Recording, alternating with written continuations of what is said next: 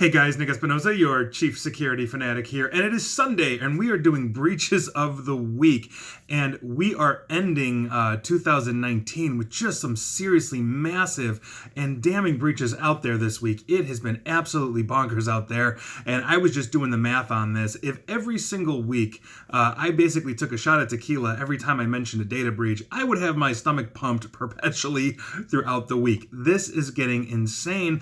And let's dive right in. But before we do, I would like to thank Chris Fowlon, David Walker, and Sander Sliderink, and I hope I pronounced it correctly this time, for sending in tips and all of that. And if I missed your name, please let me know. I'm happy to include it on next week's Breaches of the Week, which will be the very last Breaches of the Week for 2019. And I've got some things planned for that.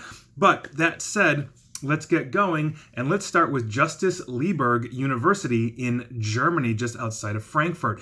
They are doing a non-standard and somewhat unusual weird password reset operation that is basically currently underway, where more than 38,000 students and staff were basically asked to stand in line with their ID card and a piece of paper to receive new passwords for their email accounts. Now, apparently the university suffered a malware infection about a week or two ago, and the IT staff declared this so damaging that they took down the entire infrastructure. And as they are fixing it, they are literally going through manually and giving people new passwords. That is insane. And so I hope the Justus-Liebig University out of Frankfurt is able to quickly fix that issue. Although I have to imagine going through 38,000 people is going to take some time. Moving on, let's talk about Facebook, because of course Facebook has to end the year with another massive data breach. And so phone numbers, names, and Facebook user IDs for about 267 million of us were left open for basically anybody to access and steal. Now, the database was available without any kind of authentication, making it easily accessible to the general public. Security researchers say that the exposed data was available for 2 weeks on the internet before it was removed, meaning people had access to this and were probably downloading from it. So heads up, another massive Facebook data breach. Odds are, if you're on Facebook or watching me on Facebook, you were affected. Moving on, we're going to be going to Canada and talking about Life Labs. They just recently began notifying 15 million patients that their data was potentially accessed after a cyber attack on their computer systems. Now, this attack happened on November 1st. The compromised data includes names, addresses, emails, login information, dates of birth, health card numbers, and lab results. According to the notification, officials actually paid the cyber criminals in order to unlock the data, which means they probably successfully hit the backups as well. Now, this action was basically part of, bringing in a third party that negotiated down that ransom, no doubt. But nevertheless, if you use Life Labs in Canada, and there's 15 million of you, which I think is more than half of the population of Canada, correct me if I'm wrong, Canadians, heads up, odds are you're affected, including family members of mine. Moving on, we're going to be talking about ThinkRace. Now, if you've not heard of ThinkRace, you may actually have one of their products. They are a white label electronics maker and one of the largest manufacturers of location tracking devices. They are out of China. This year alone, and this kind of ties in, basically we have found multiple vulnerabilities in several child tracking smartwatches. But what ties all of these different brands together, from the various data vulnerabilities that we found, or I've even reported on occasion, is they are sharing a cloud, and they have basically the ThinkRace's cloud in common, and it is leaking an absolute ton of information on children. It is leaking location data and even child voice recordings, because a lot of smartwatches act as walkie-talkies, so the kids can record something and send it to their parents or talk and stream live. This was apparently going through ThinkRace's cloud, and it was left wholly insecure, and basically researchers were able to download and play recordings of children. That's insane, and so hopefully ThinkRace is going to get that fixed up. Moving on, we're going to talk about IMGE. Now, this is a consulting firm based out of the Washington, D.C. area. They have an Amazon cloud storage, and you know where I'm going with this.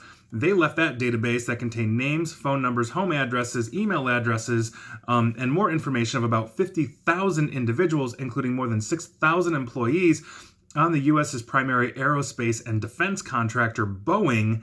And this included executives, program managers, government relations personnel, and even one executive at the company's advanced prototyping arm that basically handles the classified work for the DoD in the United States. That is a very, very serious breach because, quite frankly, if you have that kind of insight and telemetry into Boeing's employees, they are just ripe for phishing attacks from intelligence agencies and everything else. That is a disastrous data breach. And so hopefully that is going to get cleaned up as best they can. But quite frankly, we're just going to keep on rolling here because that's not my oh my god of the week. I've actually got 2 of those for you this week, and we're not there yet. So next up, we're going to be talking about the Marietta Power and Water Department in Georgia. Apparently, it is the largest municipal electric utility in Georgia, serving more than 45,000 power and 17,000 water and sewer customers, and they got affected by the Click2Gov data breach. So if you're in Marietta or using the Marietta Power and Water Department, anywhere between August 26th to October 26th of this year, your credit card information may have been compromised. The city of Sugar Land, Texas, as well, it's also caught up in this Click2Gov breach and declared this week as well. I do not have a number on how many users that affected, but if you are in Sugar Land, Texas, or using the Marietta Power and Water Department in Georgia, heads up, your credit cards may have been compromised. Moving on, let's talk about the Ring doorbell because, yes, they too are insecure, or they can be. A security researcher found on the dark web 1,562 unique email addresses and passwords associated with Amazon Ring doorbell passwords. Now, this list of passwords was apparently uploaded this past Tuesday to an anonymous dark web text sharing site commonly used to share stolen passwords and other material. A security researcher found this cache of email addresses and passwords, which can be used to log into and access cameras, as well as their time zone, the doorbell's location, and other cameras such as a driveway camera, a front door camera, etc. The researcher reported these things to Amazon, and according to the article I read, Amazon asked that the researcher not discuss their findings publicly. This is very typical for Amazon. They don't disclose when they have problems in data breaches. They could be sitting on multiple massive data breaches, and we would have no idea.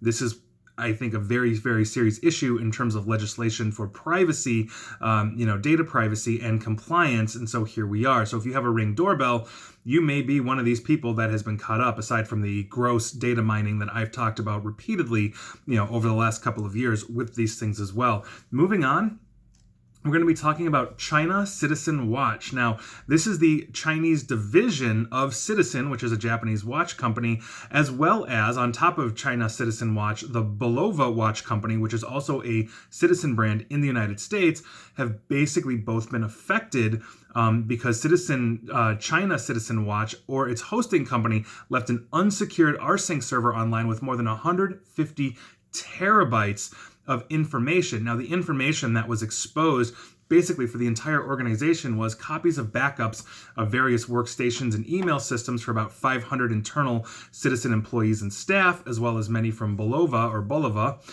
Some files on the system also contain usernames, emails, and passwords in plain text saved in things like Excel or CSV formats, no encryption, no passwords needed to access them. They also got email boxes like inboxes and sent and trash and all this kind of stuff on multiple people.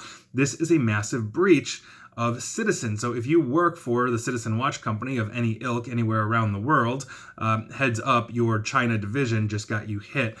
Moving on, let's talk about Wawa. Now, Wawa is out of Pittsburgh, Pennsylvania, and that is basically like a supermarket. Now, if you bought something from them with a credit card or a debit card between March 4th and December 12th of this year, your personal information may have been stolen. They found malware on the servers they use to process payments, and their CEO came out and said that, basically this is going to affect all 850 Wawa locations nationwide. So heads up, if you're a fan of Wawa, your credit card may have been compromised on their watch.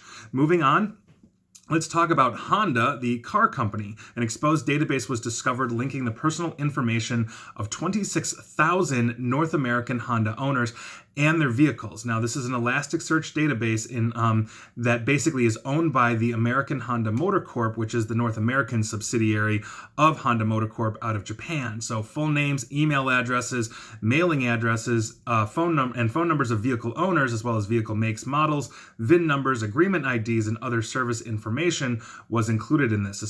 They also found internal logs and maintenance records on the servers themselves. So if you drive a Honda in North America, heads up, you might be one of the 26,000 out of probably millions that might have been hit. Moving on, we're going to be talking about both the Ministry of Defense and the Singapore Armed Forces, obviously out of Singapore, both of them. Both of them had a malware incident that involved the same third-party vendors, the HMI Institute of Health Sciences and ST Logistics. Now, the systems at ST Logistics were basically affected by malware that contained the full names, NRIC numbers, and a combination of contact numbers, email addresses, or residential addresses of about 2,400 Ministry of Defense and Singapore Armed Forces personnel. So heads up, if you are in the Singapore military, you may have been exposed. Moving on, we're going to be talking about Twitter. Now, this news is coming from Twitter, but from what I understand, it's affecting people worldwide. Twitter this past Saturday admitted that malicious code was inserted into its app by a bad actor that may have compromised some users' information, obviously including Indians if this is coming, Indians if this is coming out of India. But basically, people were waking up to Twitter, basically warning them, saying that they need to update their Android app ASAP. Now, the vulnerability within Twitter for Android could allow a bad actor to basically see non-public account information or control your account, such as sending tweets or direct messages. And this is according to this Twitter this is according to Twitter, excuse me. This is coming out of India, but as I said, I believe it's affecting people worldwide. I did not see a notice myself, so hopefully I am not affected. And moving on, we're going to talk about one of the two major things that I'm going to be talking about to wrap this video up. The first one is payment of ransomware or lack thereof. Now, this is interesting and it's coming from Krebs on Security. If you, as an organization, don't pay up, ransomware gangs will now publicly expose your data. Now, this new tactic is basically making an entire situation worse because it's just not locked out of your data. They're saying if you don't pay them, they're going to basically take the data they replicated off your server or wherever they got it from and then basically expose it to the world. A lot of organizations that get hit with ransomware, if they are good and have things like cloud backups, they're able to restore their infrastructure. Not necessarily no harm, no foul, but they're able to, let's say, not have to pay somebody a ransom. But now basically the data is being held hostage to say, if you don't pay us, we're going to dump this. Now, who's to say if you don't pay that ransom anyway, that they're still going to dump it anyway? I mean, it's very possible that happens. Your data is already gone. That horse has left the barn officially, if you will. And so that is a very serious issue. And I think that is going to be the next evolution of ransomware that we're going to see an explosion of in 2020, where basically you're saying, I don't have to pay the ransom. I've got cloud backup. And the ransomware people are saying, pay us or we'll dump it anyway. So take that for what it's worth. But that is your first big data breach item of the week. And the last one is actually a little terrifying as well. And this is coming out of the New York Times, because the New York Times said it was able to track President Donald Trump, that's the President of the United States, movements with leaked location data, basically showing how easy it is to spy on people and their mobile phone. They were actually able to track the President of the United States. Now, the Times said it used leaked phone data to track movements of someone in his entourage, believed to be a Secret Service agent that is responsible for protecting the president. And basically, they also found the agent's name and home address as well through this. The Times said it replicated these exercises and was able to identify workers at numerous sensitive sites in Washington, D.C., including the Pentagon, the Supreme Court, and on Capitol Hill itself. Now, the ease with which non-experts at the New York Times did this shows the extreme vulnerability in location data. And so they didn't hire an army of hackers to go ahead and figure this out. They were able to do this very easily. I've talked before about things like Location Smart and other services that law enforcement could go in without a warrant and basically say, oh, you have a Verizon or a Sprint or whatever phone, and here's your location, et cetera, et cetera. And here we have an entire situation where we're able to tag people that are close to or around the President of the United States and basically track his movement. That is a very serious issue. I've also spoken, before, or talked about rather in video, that I know President Trump does not use the secured issued phone the secured phone that the Secret Service typically issues a president, opting to keep his existing phone, which lacks a lot of the data security and protection. And that's obviously very concerning for me, as well as it should be for most cybersecurity personnel or just humans in general. Nobody wants to see a president hacked. I don't care if you love or hate the guy, national security is at stake here. And so I think that's very interesting. That's very telling. And it also underscores the fact that we need to basically revamp the laws here, at least in the United States, to increase protections on our data. We do not realize just how much information is out there that can be gained without getting a warrant, whether it's a Ring doorbell, for example, that Amazon is giving law enforcement access to without needing your consent, or tracking your location data here through mobile carriers, through an organization like Location Smart, and other things. That's a very serious problem that we need to address. And quite frankly, our laws were written years and years ago when it comes to privacy and electronics, and it's really time to step that up. So that is your news of the week. We can track a president. That's terrifying. And so were you affected? Odds are you were, because Facebook. But here we are. And please like, share, follow me here on Facebook and Twitter, at NickAESP. And please feel free to subscribe to me at YouTube as well. And as always, stay safe and stay online. Thanks, guys.